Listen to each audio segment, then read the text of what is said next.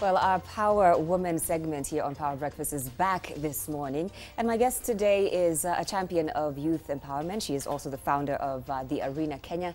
Tessie Cherono, welcome to the show. Thank you, Joey. Yeah, so tell us about what the Arena Kenya is all about. Well, the organization uses media and events to inspire young people to make better decisions for themselves.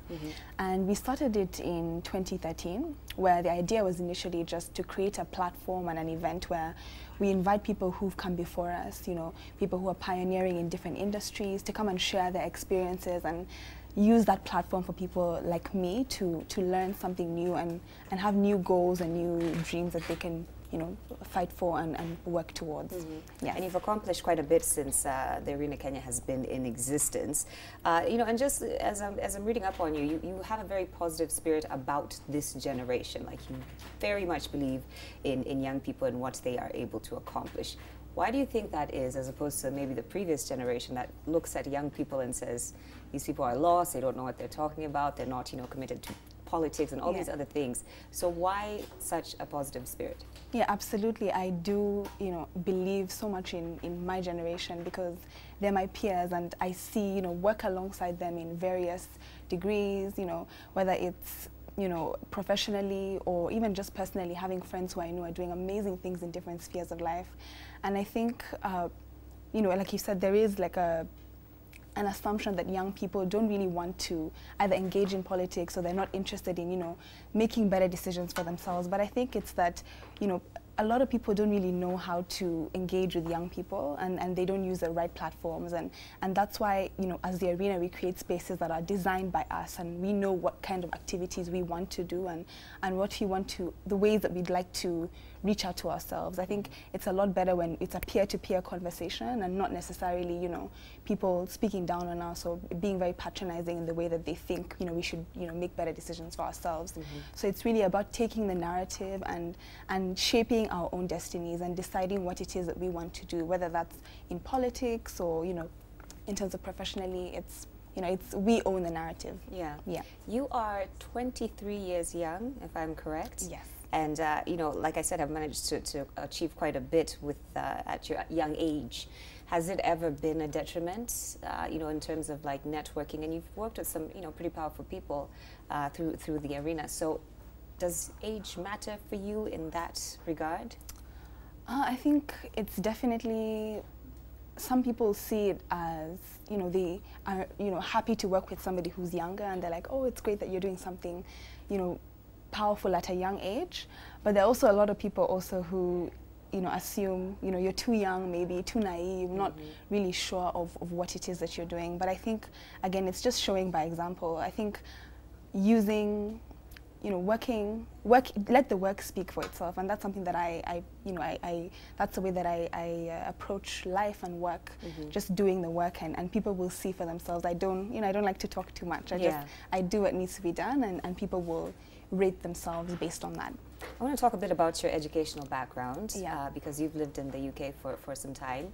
You studied law? I did. So tell us a little bit about your experience there. Yes, I studied law for 3 years at the University of Manchester, which was an amazing experience, but I then realized law is really not for me. And I think we live in a time that's so exciting and so dynamic that you don't really have to choose a traditional career path. And it's possible to do, you know, things that you actually love, and it's, you know, you can come to work and actually be happy and enjoy. You don't have to do things that, you know, you're dragging your feet to work, and that's something that I'd always like encourage people that are my age and people who are younger than me is, you know, chart a new path for yourself, because we live in a time where it's not necessarily, you know, you have to be follow traditional paths to even be successful or earn a living.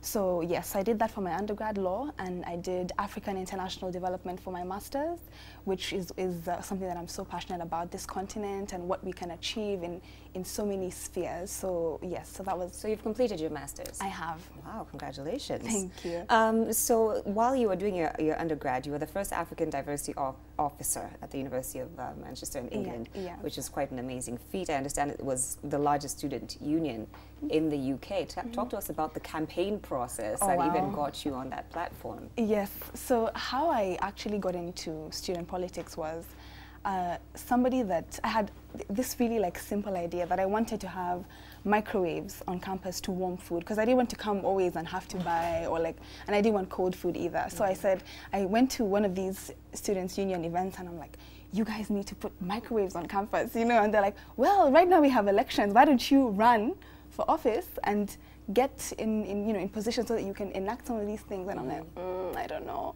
You know, it was my last year in uni, and with student politics in the UK, when you get elected, you do it for a full-time job for 1 year. Wow. So you don't do it as alongside study. So it would mean that I'd have to stay an extra year, in uni. So I was like, I don't know how I feel about that. But eventually I just thought about it and I'm like, you know what? This is an amazing experience to run for an election and to campaign and talk to people and convince them why they should vote for me. So I said, I have so much to gain, even if I don't win the election. So I ran, for diversity officer, which was a position that involved representing international students, postgraduate students, and mature students. And so, I ran my campaign, focused on, allowing a lot more international students to have a bigger platform and creating more spaces for them on campus. And I won.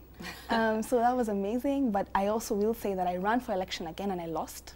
So I've had the pleasure of winning and losing an election, which, I'll always say, like, running for campaign running a campaign is just like the most amazing experience. And even though I lost, I learned so much. And it's the whole spirit of taking a risk, even though, you don't know what could happen. So we have various positions in our very own government here in Kenya that have opened up for young people. Is that something that you would ever pursue in the future, a political career? I don't know, because I don't really perceive being in politics necessarily as having a political position. I think there's so many different ways that you can influence politics even outside, an elected seat. And I think that's the problem with, the way that a lot of people in our country perceive politics. They think politics is this isolated concept, like, politicians with politicians just talking amongst themselves. And yet we deal with political issues every day, whether it's, just how you move around, traffic, mobility, like access to education, access to hospital, and who pays for your education, who pays for, when you go to hospital, what kind of facilities are there. And those are the political issues that, we're plagued with every day. And we don't need to say, those are issues that need to be in a conversation with just politicians. We're all invested in it. And so for me, I don't wait, or I'm not necessarily interested in being in a political seat to be engaged. So for me, it's a part of my life, and I'm political by existence. Right. Yeah. You recently held an event with the Arena called Match Mentor. Yeah. How did that go? What was that about? And you can share. Yes. So Match Mentor comes kind of like from the word matchmaker, which is kind of a very like romantic term, trying to put people together. And that's essentially the idea that we believe that mentorship isn't really about pairing people together just for the sake, like, you guys are in the same industry, work together. It's trying to find people who have organic chemistry, and that's the essence of our platform, to give people an opportunity to come together and meet people who are upcoming, and also for established professionals to meet with them, and for them to get a chance to engage and learn, and how we have this thing called speed dating. So it's speed mentoring, rather. Okay. So it's basically like speed dating, but for mentorship. So it gives you a one-on-one chance to connect with somebody, in a field, and you get to do that with several different people on the same day.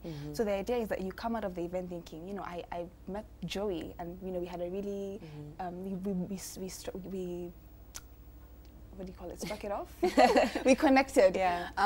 And I'd like to pursue our connection with her and see how she can support me, how I can help her. And that's essentially the essence of the platform. So we did one on the creative economy on the 29th of April, which was amazing. We brought together an incredible list of panelists, and Patricia Kihoro, Muthoni Njoba, Emmanuel Jambo, Kajetan Boy, Andre Ndova from Coke Studio, just an amazing group of mentors who are so committed to helping upcoming professionals in the creative industry. And the feedback from it was incredible. We had a full, sold out event. And so you'll do it again then? Absolutely, absolutely. Okay. But we do it in different industries. So okay. the next one will be like the social economy. So looking at people who are interested in the third sector, so charity, development, politics, and creating that platform for them. Who have been some of your mentors, and where do you gather your inspiration from for you to be able to provide mentors for other young people and say, these are people that can teach you something? What was your experience like? So I think my first mentors have definitely been my parents. They are the people that I'm with almost all the time. They inspire me so much and encourage me, at every stage. It's funny that even like, okay, some people will say I'm still quite young, but for me, I'm like, I feel like I'm at an age where I shouldn't really still be depending on their their support in terms of like decision making. But almost every decision I make, I'm like, okay, so what do you think? Should I not? So I love that I can depend on them in that way. But they've inspired me so much, and also just a lot of people in our industry who are pioneering. People in I love, someone I always mention, Muthoni, the drama queen. I love her. She's amazing and incredible. I'm not interested in music per se, but I think what she does and what she stands for, and a lot of the work she's doing with Blankets and Wine and just creating a new space for artists and her vision is just something that I absolutely admire. Yeah. Yeah. Now, just curious, your law degree, was that for the parents? Was that, how did you? How did I end up right. I was actually, interested in doing law initially. It was something that I was interested in criminal justice, actually, using law to empower and to enable people to do, to make decisions and to change their lives. But I think, like I said, with time, I just understood that